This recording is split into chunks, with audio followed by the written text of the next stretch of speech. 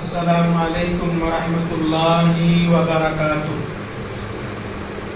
نحمده ونصلي على رسوله الكريم اما بعد اعوذ باللہ من الشیطان الرجیم بسم اللہ الرحمن الرحیم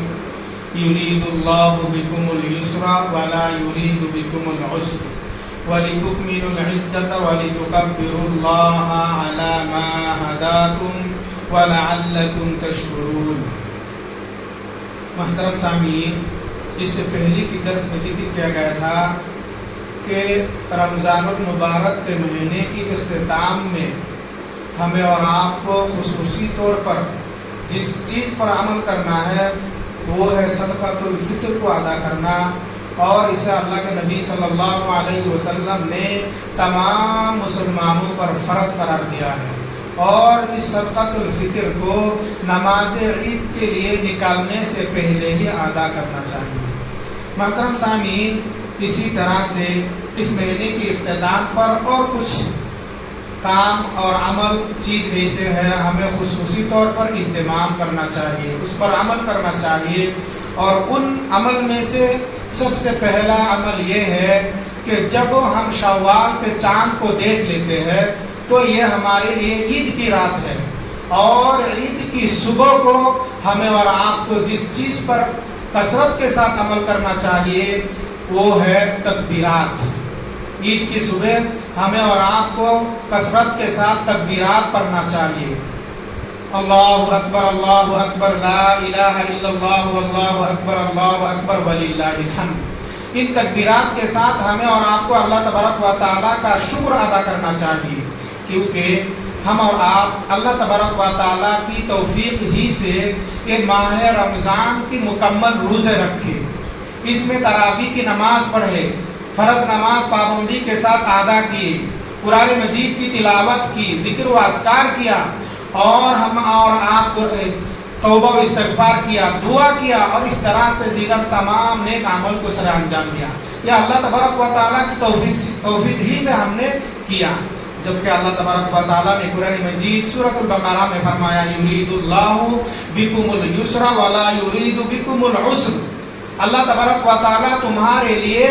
آسانی چاہتا ہے، تنگی کو پسند نہیں فرماتا ہے۔ وَلِتُكْمِلُوا الْعِدَّةَ وَلِتُكَبِّرُوا اللَّهَ عَلَى مَا هَدَاكُمْ وَلَعَلَّكُمْ تَشْكُرُونَ، تاکہ تم روزے کی گنتی کو پوری کرو، اور اللہ تبارک و تعالیٰ نے تمہیں جو ہدایت دے رکھا ہے اس پر تم اللہ تبارک و تعالیٰ کا بڑائی بیان کرو اور اللہ کا شکر ادا کرو۔ اللہ سبحانہ و تعالیٰ نے اس آیت کریمہ میں کیا فرماتا ہے کہ اللہ تبارک و تعالیٰ اپنے بندوں کے لیے آسانی کرتا ہے، آسانی چاہتا ہے، آسانی پیدا کر دیتا ہے۔ اللہ تبارک و تعالیٰ اپنے بندوں کے لیے کبھی بھی ہرگز تنگی پیدا نہیں کرتا ہے، تنگی کو پسند نہیں کرتا، یعنی اللہ تعالیٰ اپنے بندوں کے لیے سختی نہیں کرتا ہے اور سختی کو پسند بھی نہیں کرتا ہے، اور اللہ تعالیٰ فرماتا ہے کہ اللہ تعالیٰ آسانی کر دیتا ہے تاکہ تم ان مہینے کی روزے کو پوری کرو، گنتی کو مکمل کرو، اور اللہ تعالیٰ نے تمہیں جو ہدایت دے رکھا ہے اس پر اللہ تبارک و تعالیٰ کا بڑائی بیان کرو اور اللہ تبارک و تعالیٰ کا شکر ادا کرو۔ معلوم کیا ہوا؟ اللہ تبارک و تعالیٰ اپنے بندوں کے لیے آسانی پیدا کرتا ہے، تنگی نہیں، تاکہ بندہ اللہ تبارک و تعالیٰ کا عبادت کرے اور اللہ تعالیٰ کا شکر ادا کرے، اللہ تبارک و تعالیٰ کا بڑائی بیان کرے۔ اسی طرح سے نماز عید کے لیے اپنے گھر سے نکالنے سے پہلے عید کے دن جو چیز ہمارے اور آپ کے لیے مسنون ہے وہ یہ ہے غسل کر لینا چاہیے، عمدہ لباس پہن کر کے گھر سے خوشبو لگا کر عیدگاہ کے لیے نکالنا چاہیے۔ حضرت عبداللہ بن عمر رضی اللہ تعالی عنہ فرماتے ہیں کہ ہم صحابہ کرام عید الفطر کے دن اپنے گھر سے عید کے لیے نماز کے لیے نکالنے سے پہلے غسل کر لیتے، یعنی عید کے دن غسل کرنا، عمدہ لباس پہننا، خوشبو لگانا، اس کے بعد عید کی نماز کے لیے گھر سے نکالنا مسنون ہے۔ اسی طرح سے بخاری کی ایک روایت ہے کہ عید کے دن کچھ کھا کر، یعنی عید الفطر کے دن خصوصی طور پر کچھ کھا کر عید کی نماز کے لیے گھر سے نکالنا چاہیے۔ بخاری کی حدیث ہے، حضرت انس رضی اللہ تعالی عنہ بیان فرماتے ہیں کہ نبی اکرم صلی اللہ علیہ وسلم عید الفطر کے دن گھر سے نہیں نکالتے یہاں تک کہ آپ کچھ کھجوریں تناول فرمایا کرتے تھے، اور آپ صلی اللہ علیہ وسلم تاک کھجوریں تناول فرمایا کرتے تھے۔ کیا فرماتے ہیں حضرت انس رضی اللہ تعالیٰ عنہ نے کہ اللہ کے نبی صلی اللہ علیہ وسلم عید الفطر کے دن اپنے گھر سے نماز کے لیے نہیں نکلتے، یہاں تک کہ آپ کچھ کھجوریں کھا لیتے تھے، یعنی کھجور کھانے کے بعد آپ صلی اللہ علیہ وسلم عید الفطر کی نماز کے لیے گھر سے نکلتے تھے، اور آپ تاک کھجوریں کھاتے تھے، بزور کھجوریں کھاتے تھے، جوڑ نہیں۔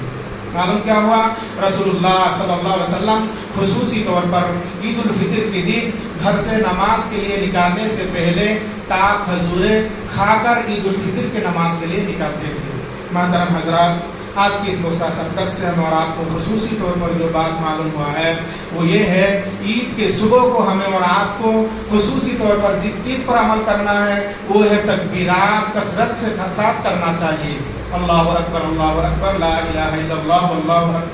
اکبر وللہ الحمد۔ اس کے ذریعے سے ہمیں اور آپ کو اللہ تبارک و تعالیٰ کا شکر ادا کرنا چاہیے۔ اسی طرح سے یہ بھی معلوم ہوا ہے کہ اللہ تبارک و تعالیٰ اپنے بندوں پر کبھی بھی سختی اور تنگی نہیں کرتا ہے، بلکہ اللہ تبارک و تعالیٰ آسانی پیدا کر دیتا ہے تاکہ بندہ عبادت کرے اور اللہ کا شکر ادا کرے۔ یہ بھی معلوم ہوا ہے کہ عید کے دن نماز کے لیے اپنے گھر سے نکالنے سے پہلے غسل کرنا، عمدہ کپڑا پہننا، خوشبو لگانا اور تاک کھجوریں کھانا مسنون ہے، یہ سنت رسول ہے۔ لہٰذا ہمیں اور آپ کو چاہیے کہ ہم عید کے دن رسول اللہ صلی اللہ علیہ وسلم کی ان سنت پر عمل کرتے ہوئے ان ساری چیزوں پر عمل کر کے عید کی نماز کے لیے نکلے۔ اللہ سبحانہ و تعالیٰ سے دعا ہے کہ اللہ تعالیٰ ہم تمام کو ان احادیث پر عمل کرنے کی توفیق عطا فرمائے۔ اللہم آمین یا رب العالمین۔ سبحانک اللہم و بحمدک اشہد ان لا الہ الا انت استغفرک و اتوب الیک۔